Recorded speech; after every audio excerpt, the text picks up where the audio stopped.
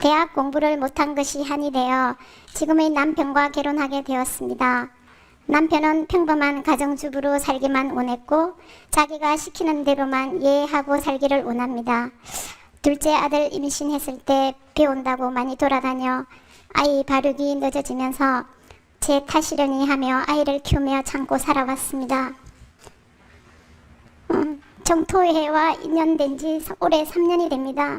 어제 법당 행사에 참석하려고 사시예불 올리고 집에 얼른 가서 점심 차려주고 그리 모금에 참석하려고 이야기를 꺼내니 큰 소리 치면서 못 가게 했습니다. 큰 소리에 놀려 남편 하자는 대로 정자 바닷가로 가긴 갔는데 우울하고 같이 사는 게 참 재미없다. 제 하는 일이 아주 좋은 일인데 왜 이해해주지 못하는 남편이 원망스럽고 제가 정토에 나오면서 자주 반복되는 그런 상황입니다. 이럴 때 어떤 마음으로 남편을 대해야 되는지 좋은 말씀 부탁드립니다. 두 가지 길이 있어요.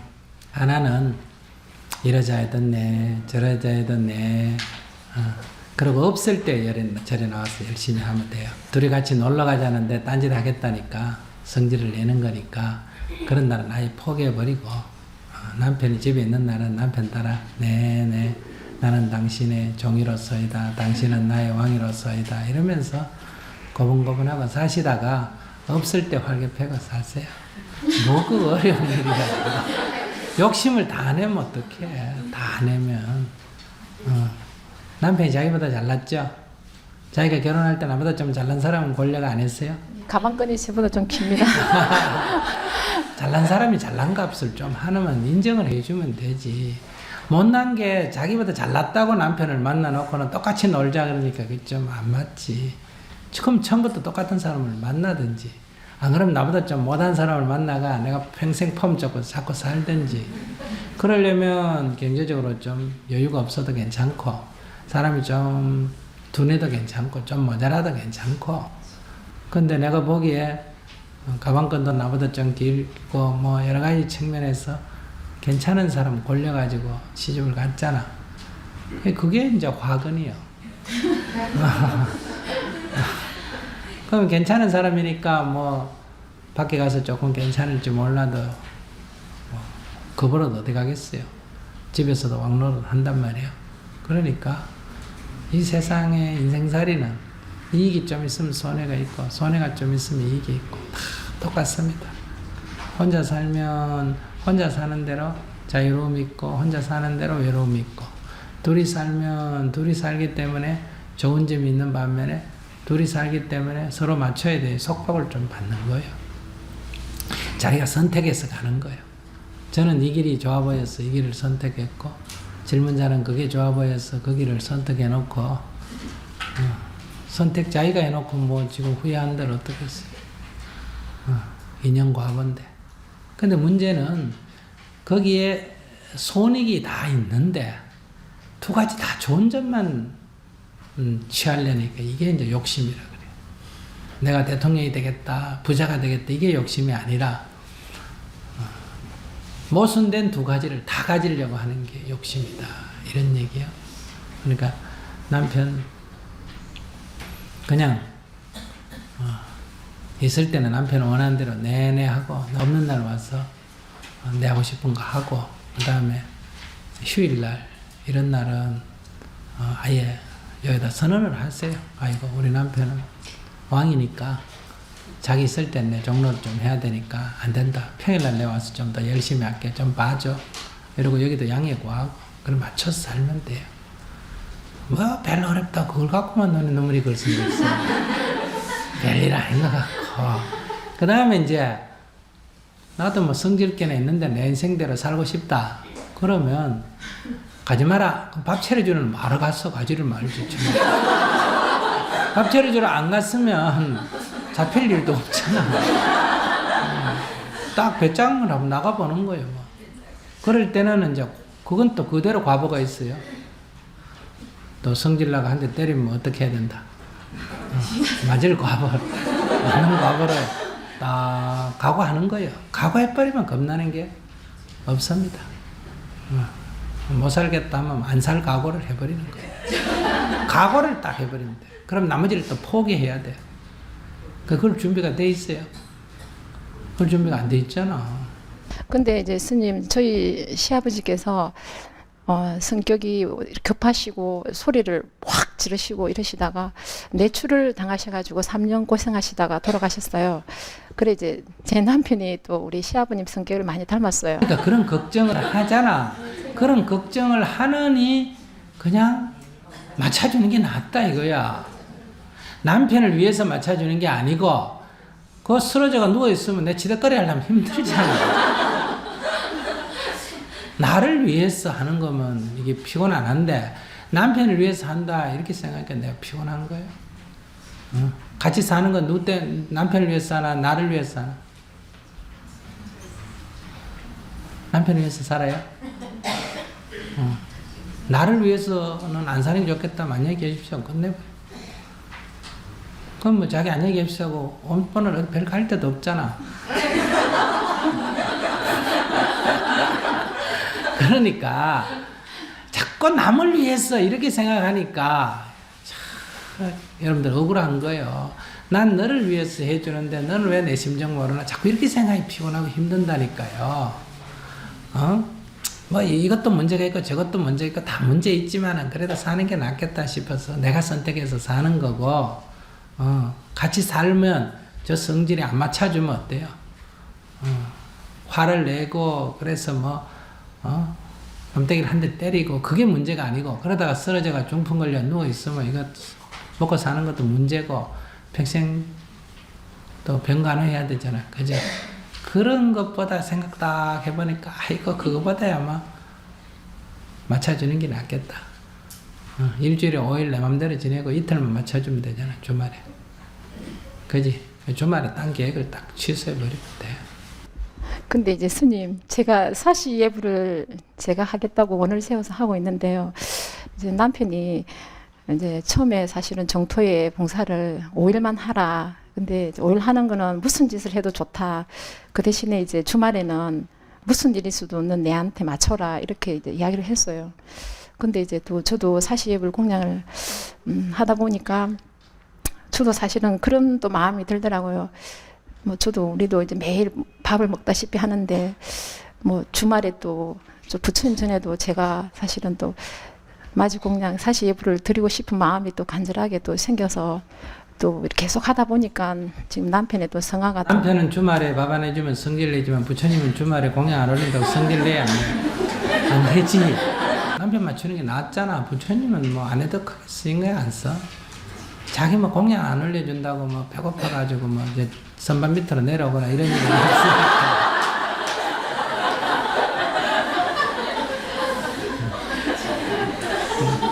그 부처님 팔지 말고 내 욕심하고 남편 욕심하고 충돌하는 거예요. 그러니까 100일을 만약에 매일 하기로 했다. 그러면 이건 내가 하기 싫어가 안 하는 게 빼먹는 거거든. 내가 하기 싫어가 안 하는 게. 5일씩 계산해가지고 150일 하면 되잖아. 주말 딱 빼고 월요일부터 토요일까지 150일간 하면 되잖아. 50일 늘려가. 남편이 뭐 이틀만 빼고 네 맘대로 해라 그랬으니까 이틀은 딱 맞춰주면 좋겠네. 그런 남자 구하기 어렵디.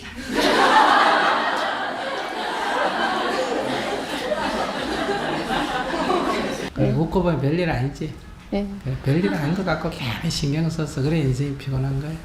웃으면서 하세요. 애들 아빠 너무 마음에 안 들어가 그 질문 하려고 그랬는데 제가 마음을 가다듬고 스님 안 그래도 그 전에 말씀하신 대로 뭐 정 마음에 안 들면 안녕히 가십시오 이렇게 하고 헤어져 버리라 그러는데 그거는 안 하고 싶고요. 그래서 마음을 되게 가다듬고 애들 아빠 이쁘게 보려고 많이 애는 쓰는데 그게 잘 안 되거든요. 애를 쓰는 게 나를 고치려고 애를 쓰나 남자 고치려고 애를 쓰나? 아니요, 제 자신 좀 많이 가다듬고 기도하면서 그러려고 마음은 한데 애들 아빠 하는 게 모든 것이 지금은 참 마음에 안 들거든요. 모든 게 다 꼴보기 싫다. 네, 그러니까 한 10년 전쯤 이렇게 애들 아빠가 하는 일이 있다가 많이 이래서 집도 날리고 막 이래서 좀 많이 고생을 했어요. 근데 계속 생활을 해도 그게 이렇게 달라지는 게 없으니까는 그냥 내 탓이겠거니 하면서 살면서도 너무너무 가슴에 엉어리가 많이 지거든요.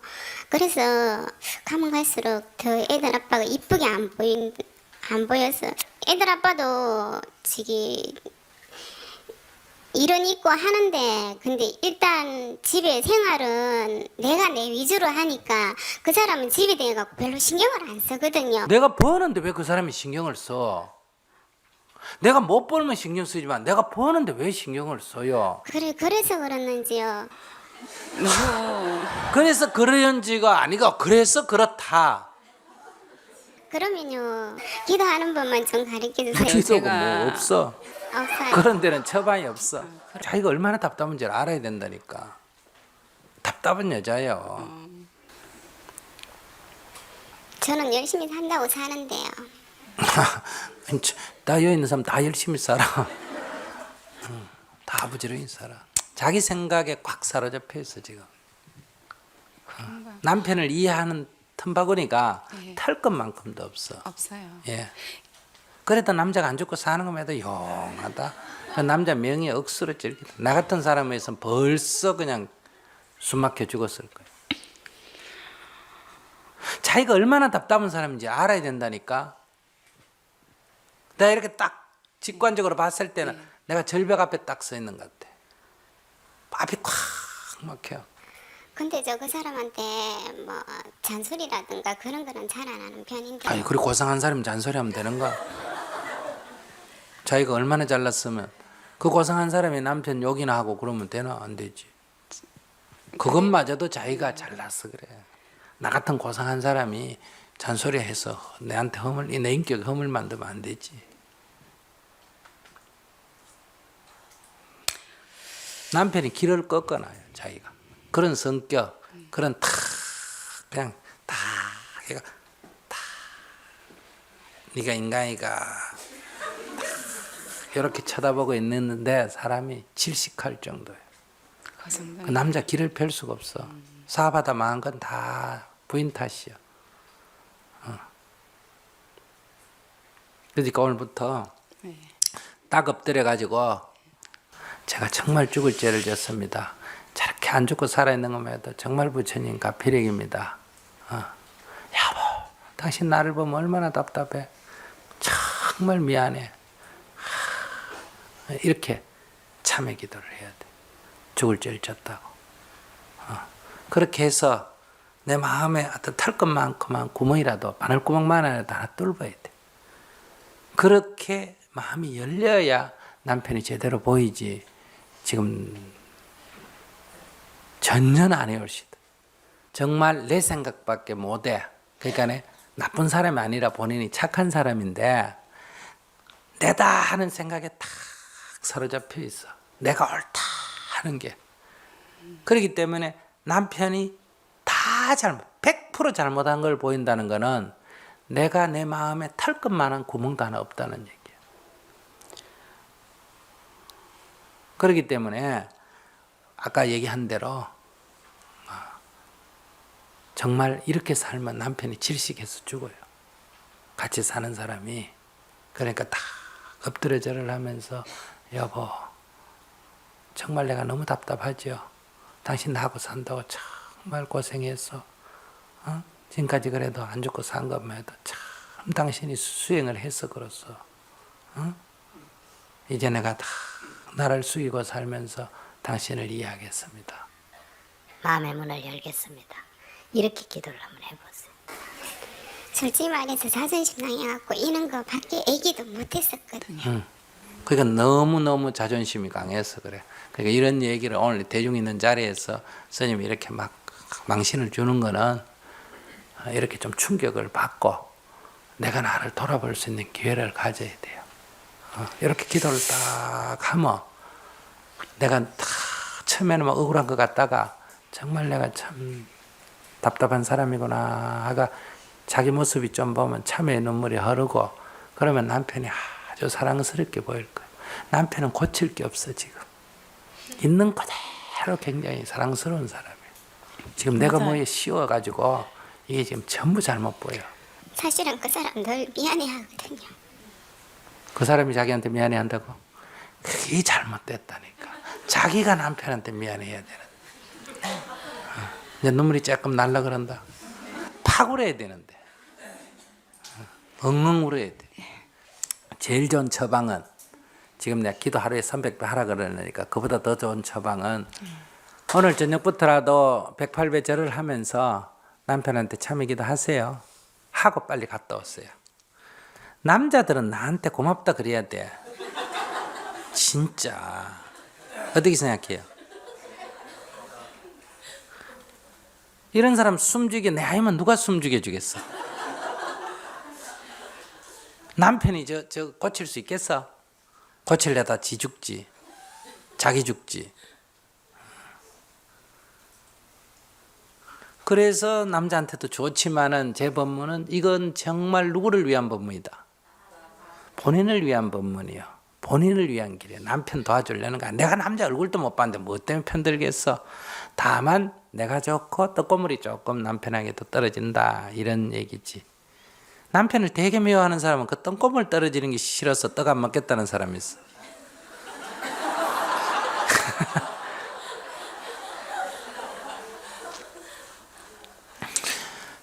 그러니 두 부부가 살면서 한 번도 큰 소리 안 하고 싸우는 거 한번 안 보고 그렇게 옆집에서 보니 너무 인고 부부 같다 그렇게 생각하시면 안 돼요.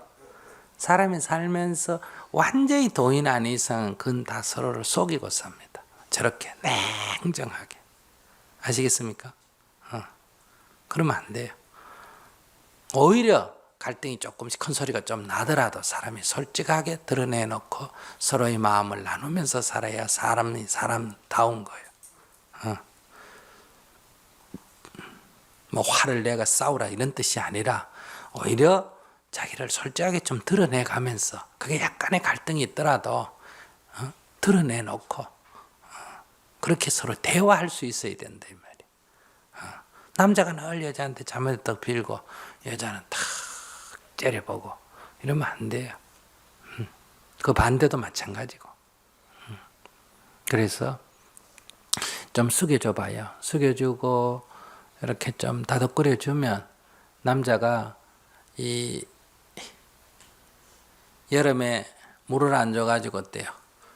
그 벼나 이런 게 시들어가지고 이파리 배 탈려 있다가 물 주면 어때요? 금방 탁 펴지면서 파랗게 올라오듯이 남편이 걔가 확 살 거예요. 그러면 이제 뭐 죽을 똥 살 똥 어때요? 일을 합니다. 그래야 이 다시 펴져요. 한번 이게 사업을 실패해가 사람이 거다 마누라까지 길을 죽이니까 지금 길을 못 펴가 사람이 그래. 내가 볼 때는 남편이 건강한 것만 건강하다면 건강한 것만 해도 굉장한 복이에요. 이대로 더 가면 건강 대치입니다.